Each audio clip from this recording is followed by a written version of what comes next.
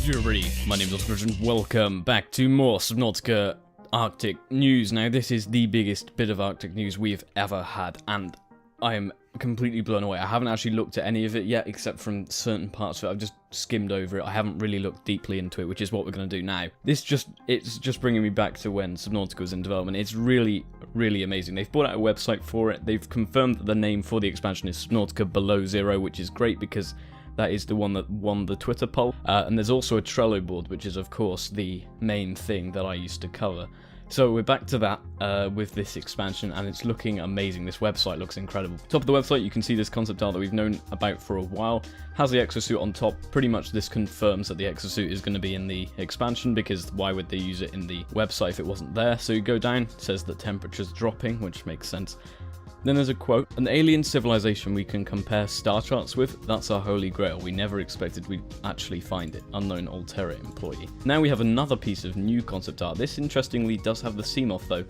It says Unknown Worlds is building a standalone expansion to Subnautica called Subnautica Below Zero.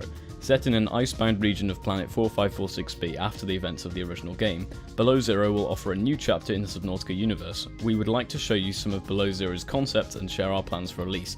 Now this is a really cool concept because it actually has new creatures in it that we've never seen before.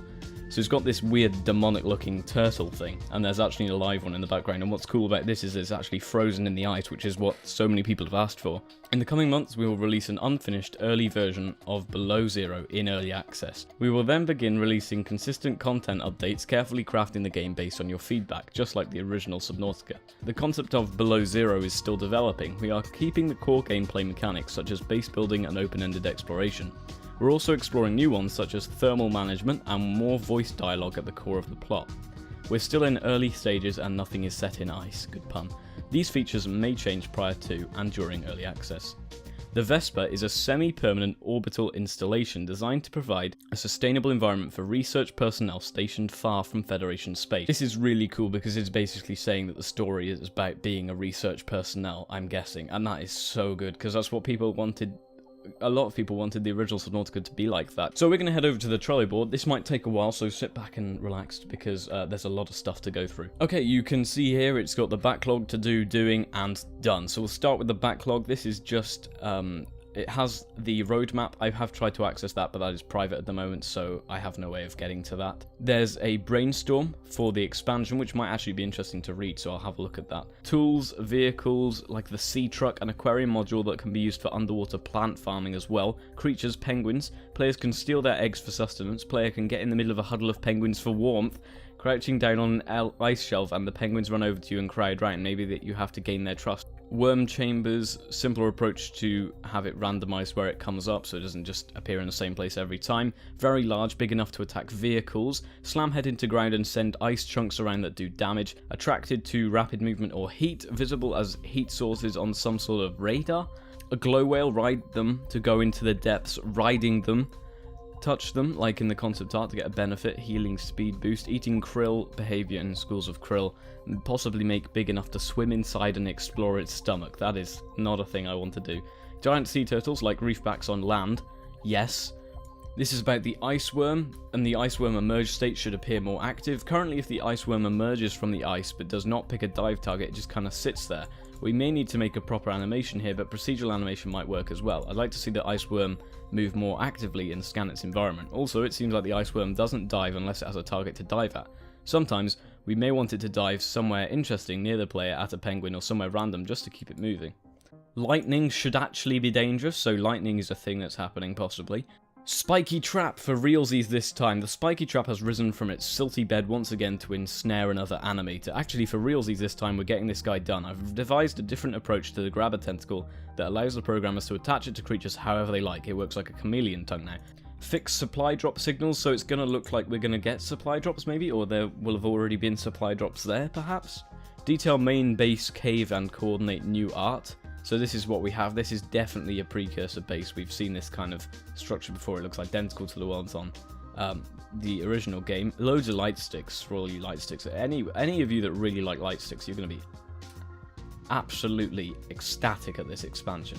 So we have this creature that we've never seen before, which is called the Brine Wing, which has an unusual attack. Super cooled saline expelled from its mouth at high speed creates a snap freezing brinacle To keep the supercritical temperatures, the Brine Wing uses its fin wings as heat-exchanging radiators. Now we've got stuff that they've done, so this is finished. This is the cold protective suit. Some thought, including me, this might be a robot, but I did also suggest that it was a suit, so I was partially right, and it is a suit. Looks awesome.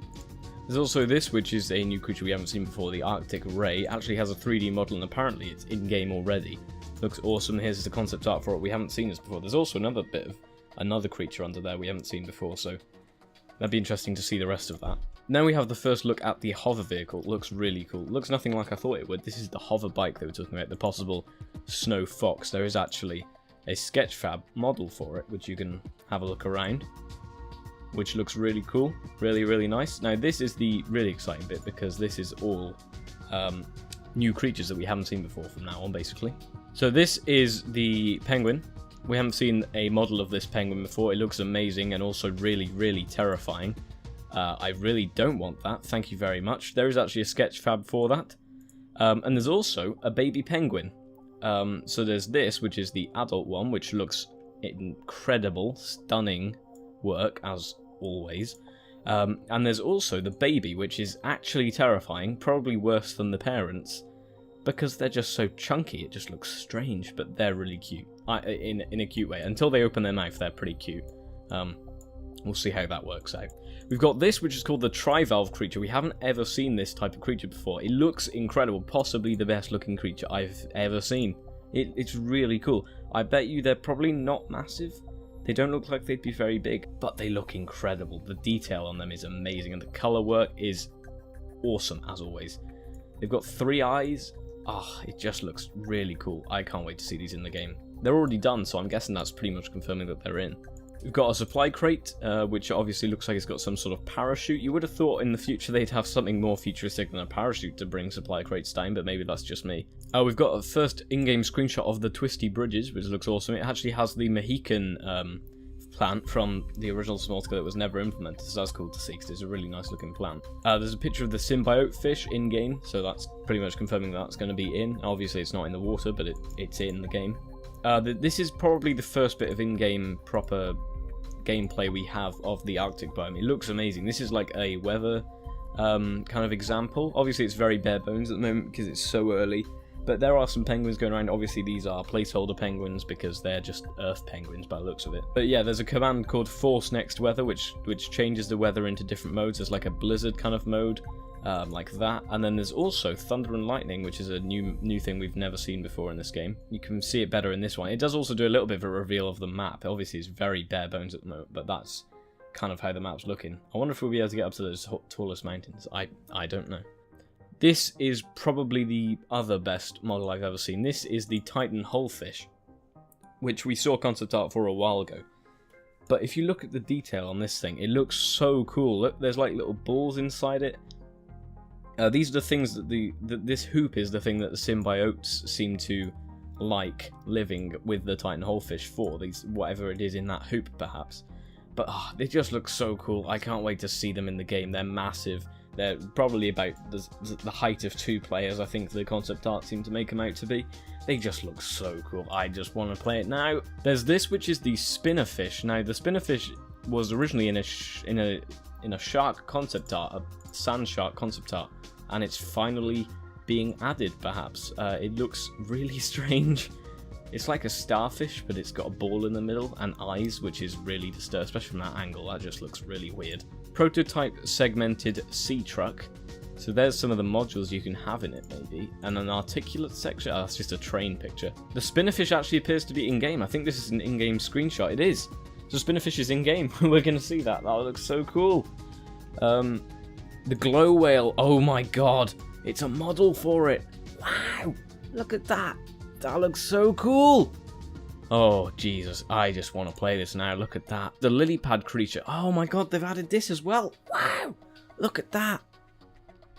Wow. That looks incredible. Overview of map of world. This is what we wanted. So this is actually the map that we look like we'll be getting. There's overland geysers, rising steam from pools, occasional geyser effect, probably not player accessible.